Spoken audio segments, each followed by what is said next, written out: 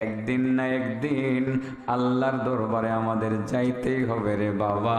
আজ আছি কাল থাকবো না। চোখটা বন্ধ করে যদি চিন্তা করেন, আপনার দাদা ছিলেন, আজ প্রিয় দাদা নাই। যে বাবা নিজে না খাইয়া তোমারে খাওয়াইছে বন্ধু, বাবার রেখে যাওয়া বাড়িতে থাকো, বাবার রেখে যাওয়া ব্যবসা বাণিজ্য তুমি নিজে চালাইতেছো, বাবার ব্যাংকে জমা করা টাকা তুমি ব্যবহার করতেছো, বাবার জমা করা সম্পদ তুমি ভোগ করতে আছো। তোমার এই বাবাটাও আজকে দুনিয়াতে নাই। তোমার দাদা আরো 30-40 বছর আগে বিদায় নিছে, তোমার বাবা আর 20 বছর আগে বিদায় নিছে। তুমিও যদি চিন্তা করো, বাবা যেরকম বিদায় নিয়ে গেছে আমারও বিদায় নিতে হবে, এই ভয়টা যদি অন্তরে ঢুকে তুমি ধরতে পারো, মুমিনের 5টা গুণের একটা গুণ তোমার ভিতরে চলে আসছে। আসলে বাবা একটু চিন্তা করলে আমরা বুঝি না, বয়স আমাদের হইতেছে এখন বুঝি, যত বয়স হইতেছে খালি হারে হারে ব্যথা বাড়তেছে, দিন দিন ব্যথা বাড়ে। আগে ব্যথা আছেন শুধু কোমর ব্যথা, এখন আবার পেট ব্যথাও করে, চোখ ব্যথাও করে, মাথা ব্যথাও করে, কিডনির ব্যথাও বলে করে, জোড়ায় জোড়ায় ব্যথা, হারে হারে ব্যথা। ডাক্তারের কাছে ঢাকা গেলে 4-5 পদের ডাক্তার দেখাইতে হয়, ওষুধ সকালবেলা মুড়ির মতো চাওয়াই চাওয়া খাওয়া। দিন যত যাইতেছে তত আমরা আমাদের আসল ঠিকানার দিকে রওনা দিতেছি, ঠিক না বেটি? মুমিনের কয়টা গুণ আছে? মুমিনের কয়টা গুণ? মুমিনের 1 নাম্বার গুণ হলো ইদা যুকিরাল্লাহু ওয়াজিলাত কুলুবুহুম। মুমিনের কাছে যখন আল্লাহ পাকের জিকির করা হয়, মুমিনের অন্তর আল্লাহর ভয়ে কম্পমান হয়ে যায়। মুমিন চিন্তা করে আমি আজ আছি কাল থাকবো না, আল্লাহর দরবারে আমাকে হাজিরা দিতে হবে, আর সেখানে আমি আজ না যাই কাল আমি আল্লাহর দরবারে যাব। এই দুনিয়াতে কত পাপ করলাম, আল্লাহর দরবারে জবাবটা দিব কি? এই ভয়টা যখন অন্তরে ঢুকে যাবে, আপনি ধরে নেবেন মুমিনের 5টা গুণের একটা গুণ আপনার ভিতরে চলে আসছে। আরে আল্লাহর ভয়ে তো মুমিন মুসলমান কাঁদে।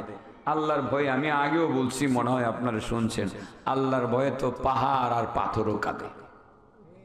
কাঁদে না? উট নামক একটা জন্তু আছে, সেটাও কাঁদে। সে পুরনো কথা, আবারও কি বলতাম ভুলে গেছেন কেন? মনে আছে? পাহাড় আর পাথর যে কাঁদে, আগে যে ওয়াজ করছিলাম মনে আছে এটা? তাহলে আর কোন লাগতো না আজকে? আজকে নাই কই কি কোন কইতাম এটা? পাহাড়ের কান্দা কি শুনছেন আপনারা? পাহাড়ের কান্দা শুনছেন? পাথরের কান্দাও শুনছেন? কোন জায়গায় কাঁদছেন?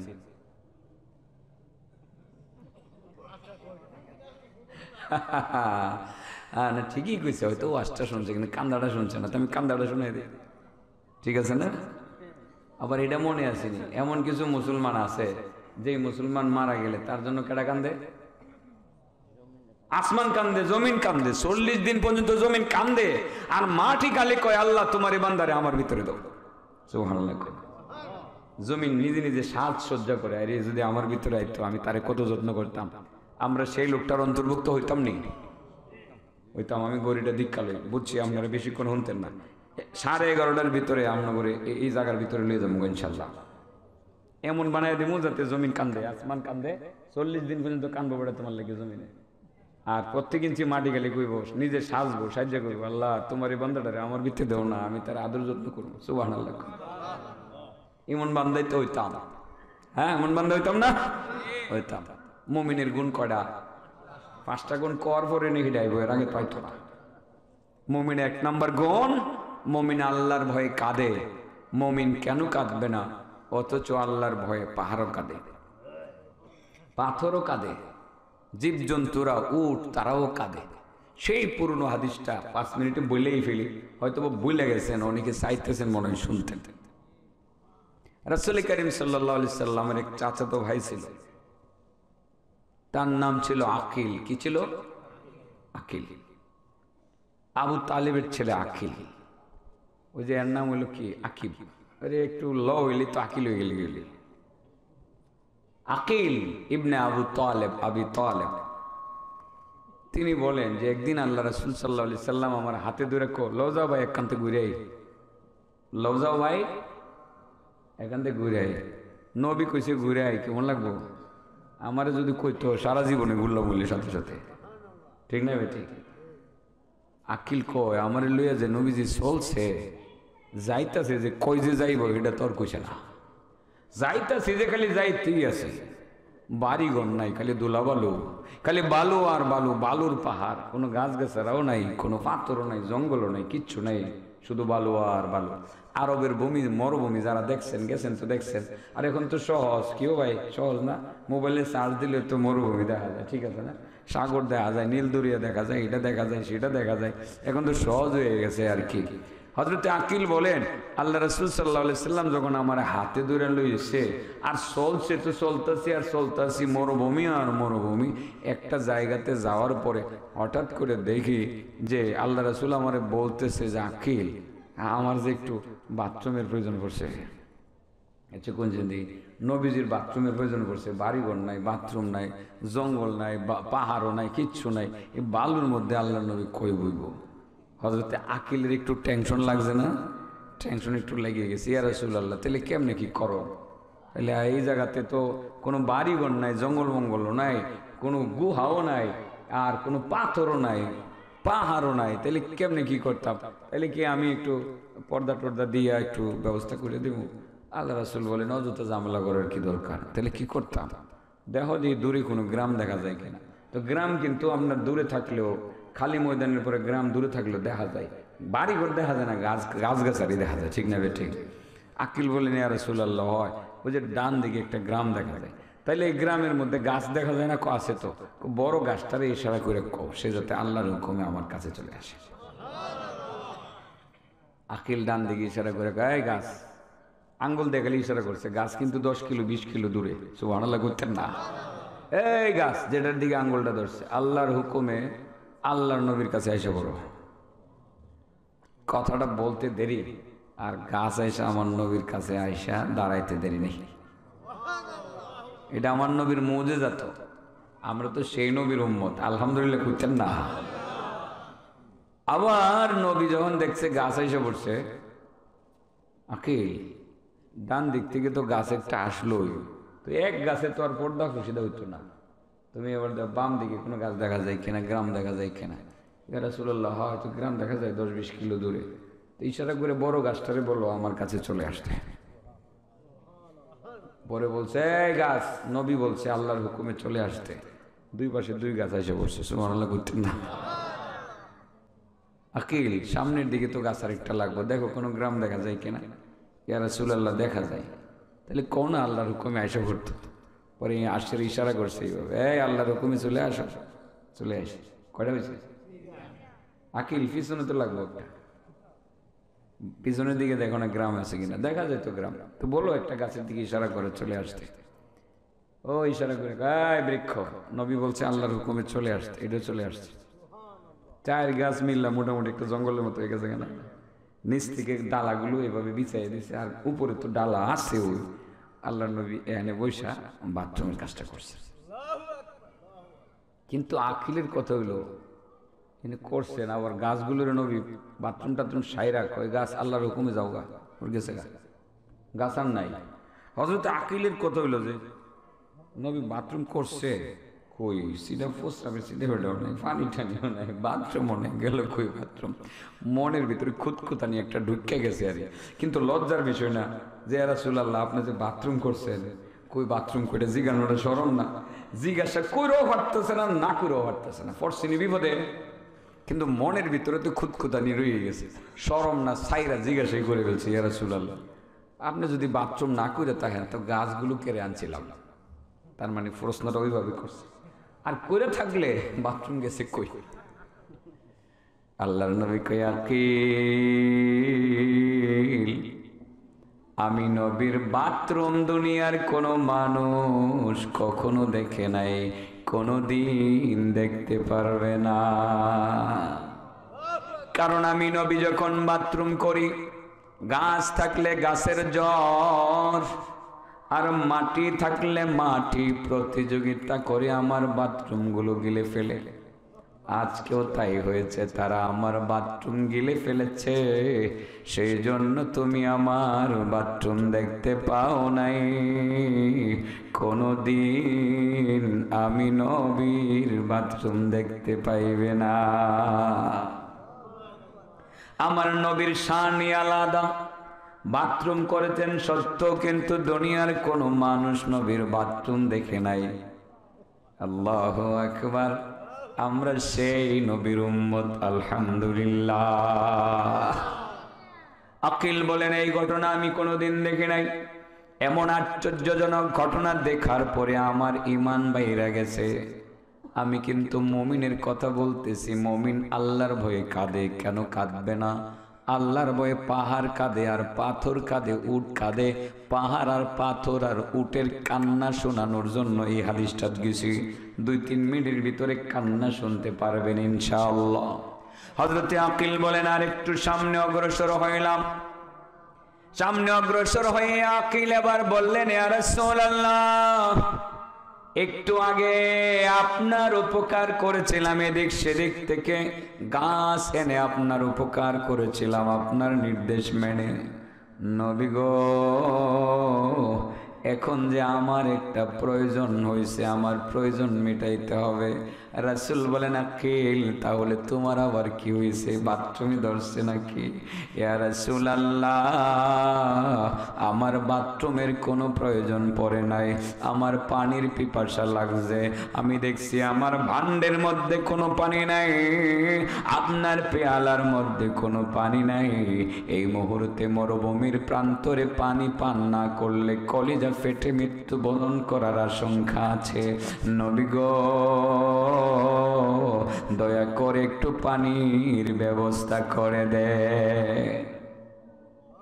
আল্লাহর নবী বললেন, আমার সাহাবী আকিল, মরুভূমির প্রান্তরে বাড়ি ঘর নাই, পাহাড় নাই, কাছাকাছি টিউবওয়েলের ব্যবস্থা নাই, যার জঙ্গল নাই, খাল বিল নাই, কোনো নদী নালা নাই, বালু আর বালু। এখানে তোমার পানির ব্যবস্থা হবে কোত্থেকে? আকিল, ওই যে দেখো একটা পাহাড় দেখা যায়, অনেক দূরে পাহাড় দেখা যায়, তুমি যাও ওই পাহাড়ের কাছে গিয়ে আমি নবীর কথা বলো, যদি তার মধ্যে পানি থাকে যাতে তোমারে পানি দিয়ে দেয়। পাহাড়ের মধ্যে পানি আসেনি রে বাবা। আমাদের দেশের চট্টগ্রামের খাগড়াছড়িতে গেলে এবং আপনার কক্সবাজারের হিমচুরিতে গেলে, সিলেটের জাফলং তামাবিলে গেলে পাহাড় থেকে পানি পড়তে দেখা যায়, ঠিক না বেঠি? কিন্তু রে বাবা, আরব দেশের পাহাড় গুলোতে পানি নাই, গাছ নাই, মাটি নাই, শুধু পাথর আর পাথর। সেখানে পানির কোনো সন্ধান পাওয়া যায় না। আকিল গেলেন সেই পাহাড়ের কাছে। পাহাড়ের কাছে গিয়ে বলেন, পাহাড়, আল্লাহর নবী আমারে পাঠাইছে তোমার মধ্যে পানি থাকলে একটু পানি দেওয়ার জন্য। ওই পাহাড়ের জবান খুলে গেল, পরিষ্কার বলে দিল, আল্লাহর বান্দা আকিল, দুঃখিত, আমাদের মধ্যে কোনো পানি নাই, তোমাকে পানি দিতে পারবো না। নবীর কাছে উজুর খাইটা জানাইয়া ক্ষমা চাইয়া দিও, কারণ জানুনি কেন পানি নাই? পানি ছিল কিন্তু পানি শুকাইয়া গেছে। কেমনে শুকাইছে? যেদিন থেকে শুনছিলাম জাহান্নামের আগুনের বদলে মানুষ জ্বলবে আর পাথর জ্বলবে, কোরআনের আয়াত শুনছিলাম, ইয়া আইয়ুহাল্লাযীনা আমানু কু আনফুসাকুম ওয়া আহলিকুম নারা وقودها الناس والحجارة عليها ملائكة غلاظ شداد لا يعصون الله ما أمرهم ويفعلون ما يؤمرون ইমানদারগণ তোমরা নিজেরা জাহান্নামের আগুন থেকে বাঁচো, পরিবার পরিজনকে জাহান্নামের আগুন থেকে বাঁচাও। যে জাহান্নামের আগুনের মধ্যে মানুষ জ্বলবে আর পাথর জ্বলবে, পাথর জ্বলার জন্য জ্বলবে না, জ্বালানোর জন্য জ্বলবে। ও ভাই আল্লাহর বান্দা আকিল, যেদিন থেকে জানতে পারছিলাম জাহান্নামের আগুনের মধ্যে মানুষ জ্বলবে আর পাথর জ্বলবে, আমরা পাহাড়ের মধ্যে শুধু পাথর আর পাথর, সেদিন থেকে আমরা আল্লাহর ভয়ে জাহান্নামের ভয়ে এমন ভাবে কান্না করেছি, কান্না করতে করতে আমাদের চোখের পানি শুকাইয়া গেছে। আমরা পাহাড়ের পাথরের ভিতরে আর কোনো পানি নাই, দুঃখিত তোমাকে পানি দিতে পারলাম না। পাহাড় কি আল্লাহর ভয় কাঁদে? তো আমরা তো মুসলমান, আমাদের তো আল্লাহর ভয় বেশি কাঁদা উচিত। মোটামুটি পাথর কাঁদে, পাহাড় কাঁদে, পাথর কাঁদে, উল্টো কাঁদে, এটা বুঝাবার লেগে এনে গেছি। মোটামুটি এখন পাহাড় আর পাথরের কান্নার আওয়াজটা আপনারা শুনছেন। আকিল চলে আসলেন নবীর দরবারে, আর রাসূলুল্লাহ আপনি আমারে পানি আনতে ওই পাহাড়ের কাছে পাঠাইয়াছিলেন। পাহাড় দ্ব্যর্থহীন কণ্ঠে আমাকে পানি দিতে অস্বীকৃতি জানালো। পাহাড় উজুর খাই করে আমার কাছে বলল তার মধ্যে কোনো পানি নাই। যেদিন থেকে জানতে পারছে জাহান্নামের ভিতরে মানুষ জ্বলবে আর পাথর জ্বলবে, সেদিন থেকে নাকি পাহাড়ের পাথরেরা আল্লাহর ভয়ে কান্না করতে করতে তাদের চোখের পানি শুকিয়ে গেছে, তাদের মধ্যে কোনো পানি নাই, সেই জন্য আমারে পানি দিতে পারল না। নবী গো, আমি পানি আনতে গেলাম তবে পানি পাইলাম না। নবী বলেন আকিল, আমি মূলত তোমাকে ওই পাহাড়ের কাছে পানি আনতে পাঠাইয়াছিলাম না, আমি পাঠাইয়াছিলাম মূলত একটা বিশ্বাস তোমার অন্তরের ভিতরে ঢুকানোর জন্য।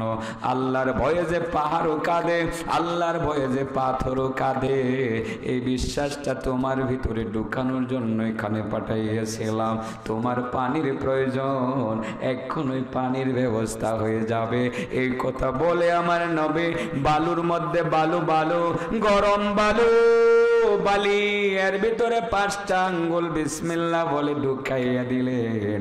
আঙ্গুলের ফাঁক দিয়ে পানির ফোয়ারা বের হয়ে গেল। রাসূল বলেন আকিল, এই নাও পানি নাও, উযু গোসল করে নাও, মশক বুড়াইয়া নাও, ঠান্ডা পানি পান করিয়া তোমার কলিজা ঠান্ডা করে না। আমার নবীর মুজিজা। আল্লাহর ভয় কি পাহাড় কাঁদে, পাথর কাঁদে? তো আমাদের তো বেশি কাঁদা উচিত। মুমিন এর 1 নম্বর আলামত ছিল মুমিন আল্লাহর ভয় কাঁদে। কার ভয় কাঁদে? আল্লাহর ভয়ে উঠ কাঁদে। আকিল বলেন আর একটু সামনে অগ্রসর হইলাম, দেখলাম গ্রামের ভিতর থেকে একটা উট বের হয়ে আসলো। দৌড়তে দৌড়তে দৌড়তে দৌড়তে আল্লাহর নবীর কাছে এসে দাঁড়িয়ে গেল। কেমন যেন নবীর কাছে সে আশ্রয় প্রার্থনা করলো। আমার নবী উটের ভাষা বুঝে গেলেন, তার মাথার মধ্যে হাত বুলাইয়া সান্ত্বনা দিলেন। পরক্ষণ আল্লাহর নবী তাকাইয়া দেখেন গ্রামের ভিতর থেকে একটা যুবক প্রচন্ড গতিতে হাতের মধ্যে ধারালো তরবারি নিয়া আমার নবীর দিকে এগিয়ে আসতেছে। নবী মনে মনে চিন্তা করলেন, ঘটনা কি রে? এই যুবকের সাথে আমার কোনো দুশমনি নাই, তার সাথে আমার কোনো আদাওয়াতি নাই, তার সাথে আমার কোনো শত্রুতা নাই, তারপরেও সে কেন আমার দিকে আক্রমণাত্মক অবস্থায় আসতেছে? যুবকটা এভাবে নবীর কাছাকাছি এসে আল্লাহর নবীর সালাম দিছে, আসসালামু আলাইকুম ওয়া রাহমাতুল্লাহি ওয়া বারাকাতুহু ইয়া রাসূলুল্লাহ। আমার নবী সালামের উত্তর দেয়া বললেন, যুবক নিশ্চয় তুমি আমারে চেনো, না চিনলে তুমি ইয়া রাসূলুল্লাহ বলে রাসূল স্বীকার করে তুমি আমারে সালাম দিত না। আমাকে চেনার পরেও তুমি এইভাবে তরবারি নিয়ে আমার দিকে কেন আক্রমণাত্মক অবস্থায় আসলাম? যুবক আমি তো জানি তোমার সাথে আমার কোনো দুশমনি নাই, তোমার সাথে আমার কোনো আদাওয়াতি নাই, তোমার সাথে আমার কোনো শত্রুতা নাই, তারপরে তুমি এইভাবে আমার দিকে তরবারি নিয়ে আক্রমণাত্মক অবস্থায় আসলা কেন? যুবক বলল, ইয়া রাসূলুল্লাহ, কসম আল্লাহর, আপনার সাথে আমার কোনো দুশমনি নাই, আপনার সাথে আমারও কোনো আদাওয়াতি নাই। আল্লাহর কসম, আমি তরবারি নিয়ে আপনার দিকে আক্রমণাত্মক অবস্থায় আসি নাই। তবে আপনার পাশে যে দাঁড়ানো উট আছে, উট, সেই উটনির সাথে আমার বড় সম্পর্ক, আমার বড় দুশমনি আছে, তার সাথে আমার বড় আদাওয়াতি আছে। আমি মূলত তার দিকে তরবারি নিয়ে দৌড়াইতে আসতেছি। আমি অনেকগুলো টাকা পয়সা দ্বারা তাকে কিনে এনেছিলাম আমার কথা শোনার জন্য, আমার কথা মানার জন্য।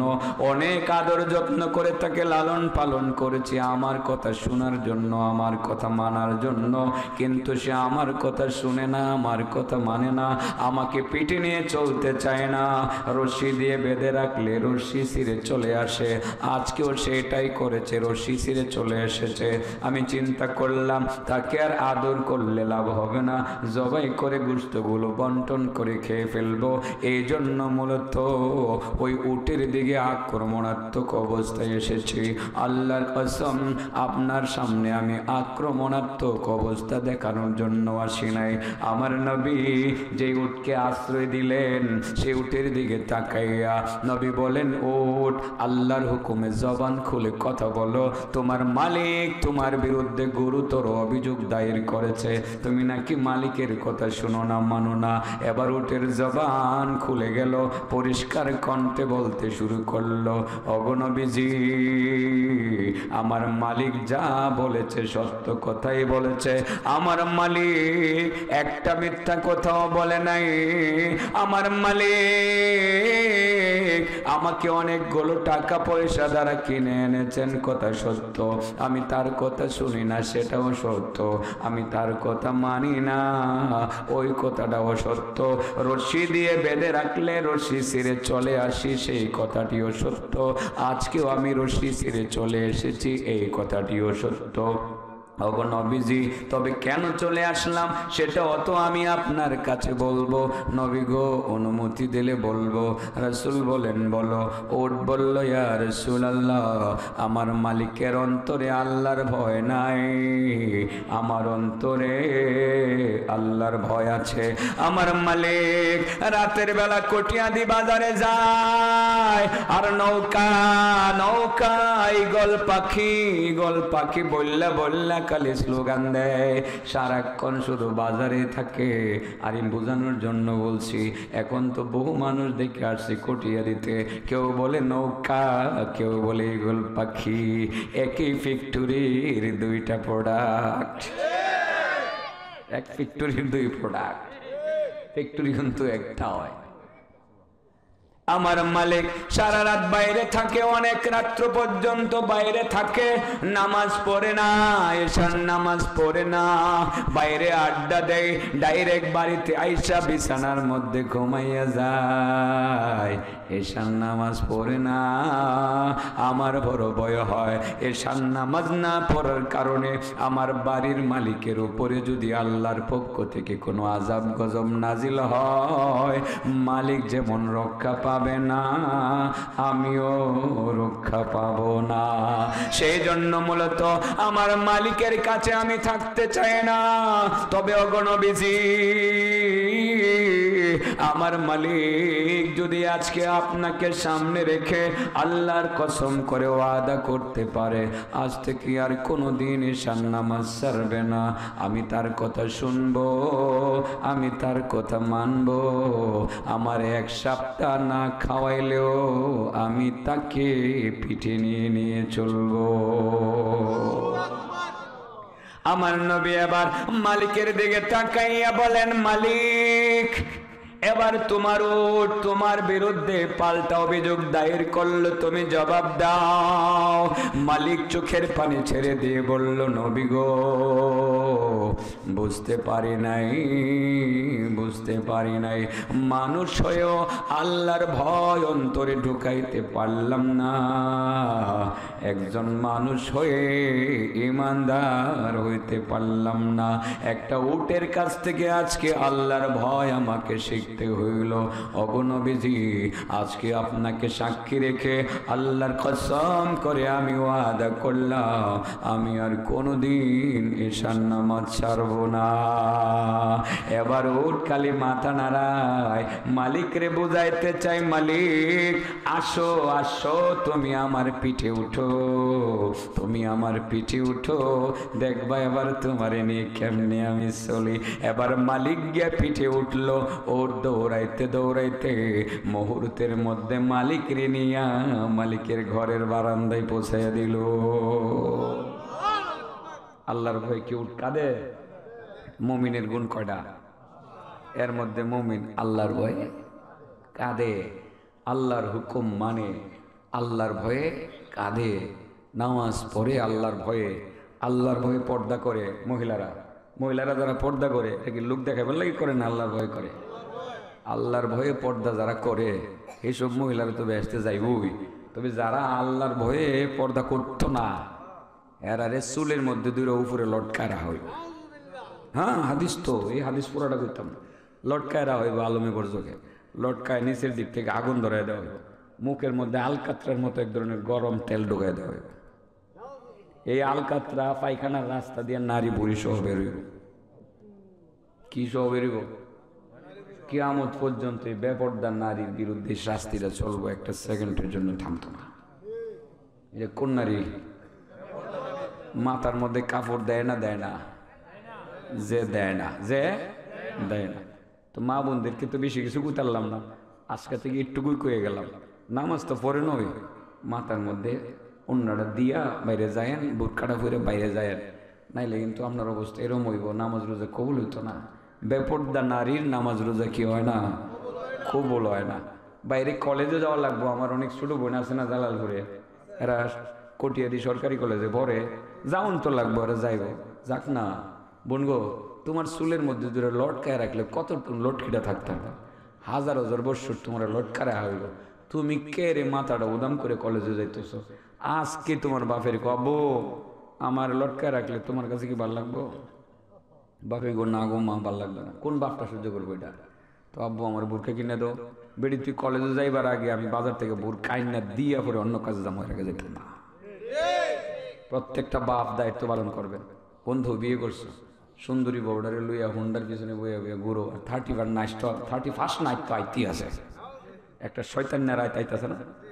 হ্যাঁ, এই রাইতের মধ্যে বর্ডারে লইয়া পিছনে বয় হুন্ডার মধ্যে খালি সাপ খেলে উদামলে সাপ খেলে, এবার সাপ খেলো, যে সাপে তোরও কামড়াইব, তোর বউরও কবরের মধ্যে কামড়াইব, তুইও দায়ুস, তোর বউ দায়ুস। অবস্থা যে কি হইব বেশি কিছু কইলাম না। 31 নাইট পালন করা মুসলমানদের জন্য হারাম। বন্ধুরা, তোরা যারা মাহফিল করাইতেছিস এ রাত্রে কিন্তু আকামটি করিস না, তোর জন্য দোয়া করে যাবো।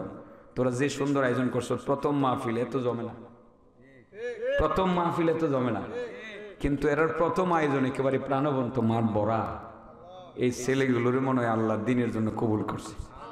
এরা তো ফাটতো 31 নাইটে, এরা তো ফাটতো যে সাদা উঠাইয়া হে রাত্রে মোটামুটি একটা নাইচ গানের ব্যবস্থা করিয়া কিছু মদ টদ খামুনি, একটু আনন্দ ফুর্তি করবো। হেরা এর ইচ্ছা করলে এটা ভালো হইলে, কিন্তু হেরা তো এটা করছে না। তার মানে ছেলেগুলো ভালো করছে না মন্দ করছে? এদের জন্য তো মনে হয় একটু দোয়া আইবই। আমি দোয়া না করলেও আইব। মুরব্বীরা তো দোয়া করে মনে হয় আজকের থেকে দোয়া করে বুড়ে লেগে আল্লাহ এদেরকে দিনের মুজাহিদ হিসাবে কবুল করুন। ও বন্ধু, মাহফিল তো করছো, ওই রাত্রে কিন্তু এই আকামটা করো না, বউরে লয়ে করো না, বেপর্দা করো না। বেপর্দা নারীদের অবস্থা বেগতি কইব। বাবা আমি জায়গা তাড়াতাড়ি, সাবজেক্ট মনে আছে না ভুলে গেছেন? এমন কিছু মানুষ আছে যারা মারা গেলে কেডা কানবো? জমিন কতদিন কানবো? আর জমিন নিজেরা সাহায্য থাকবো, আল্লাহ গো তোমার বান্দারে আমার তলে দেও না, আমি তার যত্ন করে রাখবো, আমি ধন্য সুবহানাল্লাহ। এই মানুষের অন্তর্ভুক্ত হইতাম তো বোঝানোর জন্য কোরআনের আয়াতটা পড়ছিলাম। এখন অনুবাদটা কইরা ওই লোকগুলোর নাম কইলাই, আসলে আমার কইতে কইতে একেবারে 1 ঘন্টা কাছাকাছি হয়ে গেছে। তো এত কথা তো ঠিক হইব না, না 12টা বাজান লাগবো না, না 12টা বাজায় একটা পারতাম না গেলে এমন ক্ষুধা লাগছে করে কুলফু আল্লাহ করতেছি। যাক দেখা যাক মোটামুটি যদি আপনার এই অবস্থা পৌঁছাই দিতারি যে আপনার লাগে জমিন কান্দে বা কানবো, আসমানও কানবো, আর আপনার জন্য জমিন কালে অপেক্ষা করব। হ্যাঁ, মারা গেলে যে আল্লাহ আমারে দেও আমারে দেও, এমন অবস্থায় পৌঁছাই দিতারলে তো আর কিছু লাগতো না। চল যতক্ষণ লাগে 12টা হইলে 12টা, 1টা হইলে 2টা, 3টা হইলে 3টা। আর যদি মোটামুটি আমি বিমানের গতিতে গিয়া আরো কম সময়ের ভিতরে পৌঁছাই দিতে পারি তাহলে তো আরো ভালো। শোনাই সোহাগা, হ্যাঁ বুদ্ধি আছে, এই এলাকার ছেলেবেলের বুদ্ধি আছে, ওটা তোমার কথাই তোমার আটকা। আরে না বিমানে যান কি রুশ টাকাইতেন, আরামে যাবেন বিমানে, সুখের পলকে জাগাত নেমে যাবেন। তাড়াতাড়ি বললে তো গেলে তো উঠ টাকায় পড়বে না, এই উঠ টাকায় মুরব্বীরা নিমো, আমি এত বড় বেয়াদ বেশি না। বিমান দানি কেমনে নিমো, বিমান দানি বুঝছেন নিবা চাষাও ধরা গেছে। আর কোথায় মমিনের গুণ কয়টা? 1 নাম্বার মমিনের গুণ, মমিন আল্লাহর ভয় কাঁদে নাকি? হ্যাঁ, কেন কাঁদতো না? পাহাড় কাঁদে, পাথরও কাঁদে, উটও কান্দে, কান্দা শুনাইছি না? মোটামুটি বুঝছেন তো সবাই? বুঝছেন। ইন্নামাল মুমিনুনা আল্লাযীনা ইযা যুকিরাল্লাহ ওয়াজিলাত কুলুবুহুম وَإِذَا تُلِيَتْ عَلَيْهِمْ آيَاتُهُ زَادَتْهُمْ إِيمَانًا وَعَلَى رَبِّهِمْ يَتَوَكَّلُونَ। আল্লাহ বলেন আমার মুমিন বান্দা তারা যেই মুমিনদের কোনো ভয় নাই, মুমিনদের কোনো পেরেশানি নাই, মুমিনদের জয় নিশ্চিত ইহকালেও পরকালেও। সেই মুমিন কারা? যাদের 5টা গুণ আছে। 1 নম্বর গুণ হলো মুমিনের কাছে যখন আল্লাহ পাকের জিকির করা হয়, মুমিনের অন্তর আল্লাহর ভয়ে কম্পমান হয়ে যায়। 2 নম্বর ওয়াইদা তুলিয়াত আলাইহিম আয়াতুহু জাদাতুহুম ঈমানা। 2 নম্বর মুমিনের কাছে যখন আল্লাহর কালাম আল কোরআনুল কারীমের আয়াতগুলো তিলাওয়াত করা হয়, মুমিনের ঈমান শুধু বাড়তেই থাকে। ও বাবা, আপনি তখনই বুঝবেন আপনি মুমিন হয়েছেন, আপনার ঈমান বাড়তেছে যখন আপনার কোরআন তিলাওয়াত শুনলে ভালো লাগে, শুধু ভালোই লাগে, ভালোই লাগে। আপনি নিজেই নিজের সার্টিফিকেট দিতে পারবেন আপনি মুমিন হয়েছেন কি হয়েছেন না, আপনার ঈমান বাড়ছে কি বাড়ছে না আপনি তখনই বলতে পারবেন যখন আপনি কোরআনের আয়াত শুনলে আপনার কাছে ভালো লাগবে, মজা লাগবে। আর এই কোরআন ভালো লাগে রে, আর একটু শুনি, আর একটু শুনি। যখন কোরআনের আয়াত শুনলে ভালো লাগবে, কোরআনের তিলাওয়াত শুনলে ঈমান বাড়বে, তখনই আপনি বুঝবেন আপনি মুমিন হয়ে গেছেন। যখন আপনি দেখবেন গান আর ভালো লাগে না, আগের দিনে ভালো লাগছে, হেরার কাছেও ভালো লাগছে, আর ইদানিং গান ভালো লাগে না, ওয়াজ ভালো লাগে, কোরআনের আলোচনা ভালো লাগে, কোরআনের তাফসির ভালো লাগে, কোরআনের তিলাওয়াত ভালো লাগে, গান ভালো লাগে না, নাচ ভালো লাগে না, নৃত্য ভালো লাগে না, পুঁথি গান ভালো লাগে না, ডান্স ভালো লাগে না। এখন শুধু আমার কাছে কোরআন তিলাওয়াত ভালো লাগে। যদি আপনি বুঝতে পারেন কোরআন তিলাওয়াত ভালো লাগে, তিলাওয়াত শুনলে মজা লাগে, আপনি ধরবেন আপনার ঈমান বাড়তে আছে। কয়টা গেছে বাবা? 2টা। 3 নম্বর ওয়ালা রাব্বিহিম ইয়াতাওয়াক্কালুন। মুমিনের 3 নম্বর আলামত, মুমিন আল্লাহর উপরে সব সময় ভরসা করে। যখন আপনার মনে হবে জগতে আমার কেউ নাই, নাই নাই নাই, কেউ নাই, বন্ধু বান্ধব সাথে নাই, এলাকাবাসীর সাথে নাই, কেউ নাই, কেউ নাই, কেউ না থাকলেও আমার কোনো অসুবিধা নাই, আল্লাহ ভরসা, আমার আল্লাহ আমার সাথে আছে।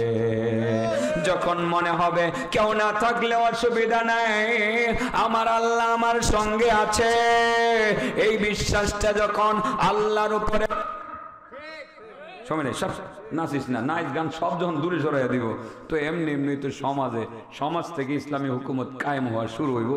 এরপরে যখন ভোট আইব, ভোট দিবার সময় তখন এই যুবকটি চিন্তা করবো, এই ঘুষখুরির ভোট দিতাম না, এই গাঞ্জাখুরিরে দিতাম না।